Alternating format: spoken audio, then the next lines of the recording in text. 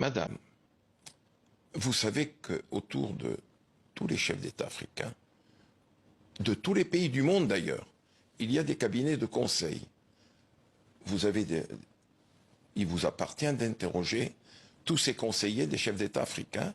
Je puis vous assurer, madame, que le million de dollars que me donnait Ali Bongo Ondimba est nettement inférieur à ce que touchent les cabinets de conseil et de relations publiques dirigés par les Français. Donc pour vous, ça fait partie de Non, votre travail de lobbyiste. C'est mon métier. C'est votre métier. Je faisais de la politique de très haute volée. J'avais des missions confidentielles. Je suis étonné que vous n'ayez pas pris connaissance de tous les documents que j'ai mis à la fin de mon livre. Ah, toutes les annexes. Toutes les annexes. Il y a une centaine de pages. C'est énorme. Vous voyez les lettres de M. Chirac, les missions que me confiait M. Chirac, les notes que je lui faisais, les notes que je faisais à Dominique de Villepin, tout-puissant secrétaire général de l'Élysée. J'étais le lien avec Mobutu pendant la guerre au Zaïre, j'étais le lien avec Omar Bongo, j'étais le lien avec la Côte d'Ivoire, avec la Mauritanie et tant d'autres. Et ces financements. Et il n'y a que ça qui vous intéresse, le financement. Oui, venant des pays qui n'ont pas beaucoup d'argent vers des pays riches. Ça, vous comprenez que ça puisse choquer. Madame. Les personnes qui nous regardent aujourd'hui aussi. Madame, si en 2011, je me suis exprimé, c'est parce que ma conscience me taraudait.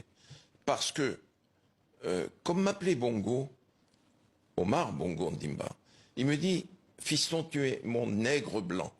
Rien ne me différencie d'un Africain, d'où qu'il soit en Afrique noire, si ce n'est que la peau, la couleur de la peau. Je suis né à Dakar, j'ai grandi à Dakar, j'ai noué des relations fraternelles avec tous ceux qui sont les générations gouvernantes en France, en Afrique noire. Vous avez demandé de publier ses mémoires quand vous le pourrez.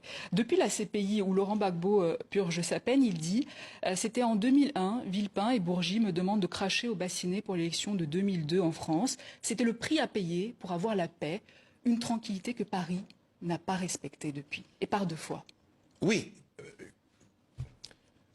Monsieur Chirac m'avait fait comprendre que il serait bon que, pour racheter le soutien de la France, que Laurent Gbagbo, qu'il avait eu du mal à reconnaître, vous savez, c'est la cohabitation avec M. Jospin, il a eu du mal à le reconnaître, mais il a fini par le reconnaître. Et je dis dans mon livre, je regrette que vous n'ayez pas lu ce passage, c'est dans la salle de bain de Laurent Gbagbo à Abidjan que Dominique de Villepin, deux jours auparavant, m'avait dit « Le président Chirac appellera Laurent Gbagbo lundi matin à 9 h. Il me précise à 9 h, heure de Côte d'Ivoire.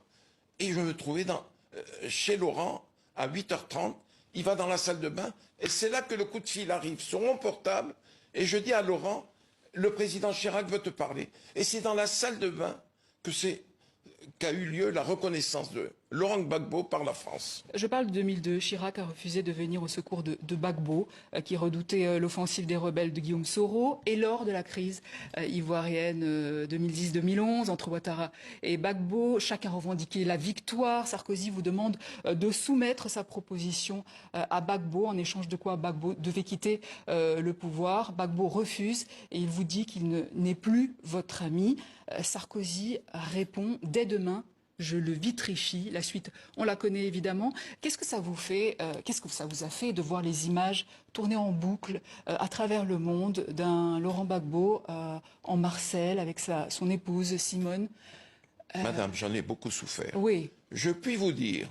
Leur résidence a été bombardée par l'armée française, l'ONUCI et les troupes de Ouattara. Madame, lorsque le président Sarkozy m'a demandé de passer un coup de fil à Laurent, je savais très bien qu'en cas de refus de Laurent Gbagbo, ça pourrait être terrible. J'ai essayé à travers ce coup de fil de faire comprendre à Laurent que c'était sa vie qui était en danger. Et il m'a raccroché au nez. Il m'a raccroché au nez. Il m'a dit, bon, je t'ai assez parlé. Bob, il a raccroché. Si Claude Guéant était là, secrétaire général de l'Élysée, il vous confirmerait ce que je vais vous dire. J'ai éclaté en sanglots, madame, parce que je savais ce qui allait se passer. Je suis allé chez le président, bureau mitoyen. Sarkozy. Il me dit, président Sarkozy, bien sûr.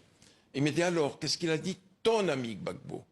J'ai dit, il a refusé ta proposition, président. Donc c'est un livre pour vous rabibocher avec Gbagbo aujourd'hui? Madame, je ne cherche pas à me rabibocher. À mon âge, je voulais laver ma conscience.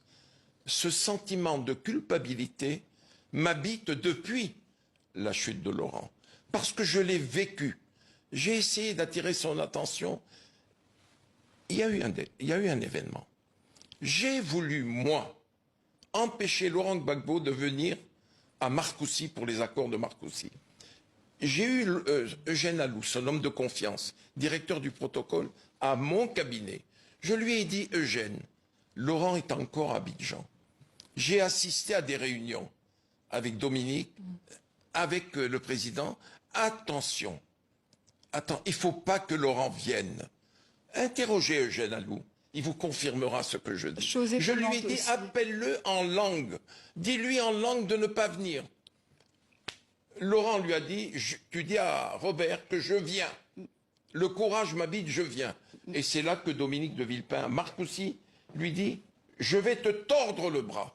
C'est inacceptable. Monsieur Bourgi, autre chose étonnante, on n'a plus que quelques minutes. Oui. On découvre dans ce livre votre proximité avec le patron du Canard enchaîné, Claude Angély, à qui vous avez donné pas mal d'informations. Je pense par exemple à l'affaire de l'appartement d'Alain Juppé en 95. Mais alors, les diamants de Bokassa, c'est vous aussi? Oh non, pas du tout. Pas du tout. J'ai connu Claude après 81. J'en ai été très proche. À 20h, je lui parlais. J'ai passé 1 heure au téléphone avec lui. Mais vous oubliez une chose, madame. Je suis le témoin de mariage de Claude Angély avec Stéphanie Meignet. Donc Bokassa, c'est pas vous. Est-ce que vous direz, monsieur Bourgi, que la France-Afrique est finie aujourd'hui? Pour ma part, elle est finie. Pour ce qui me concerne. Pour ce qui me concerne. Et j'assiste simplement, impuissant et triste, au déclin de la France en Afrique. Et tout ça à cause de l'arrogance de notre pays vis-à-vis des chefs d'État africains. Et aussi au manque de connaisseurs, au manque de contact avec les élites africaines et avec la jeunesse africaine. Madame, au moment où le Sénégal brûlait en 2021, 22, 23, je me promenais, moi, dans la Bindina, où toutes les enseignes françaises brûlaient. Quand les jeunes manifestants me voyaient, ah, c'est tonton Bourgi, c'est le doyen Bourgi, grand-père. Maintenant, je suis grand-père pour eux. Voilà, merci. Ça c'est la satisfaction que j'en tire. Merci Robert Bourgi. Je rappelle le titre de votre livre, coécrit avec Frédéric Lejal, Ils savent que je sais tout, ma vie en France-Afrique, aux éditions Max Milo. Et c'est ainsi que s'achève cette édition. Demain, retrouvez Dominique Chimbakala. À demain.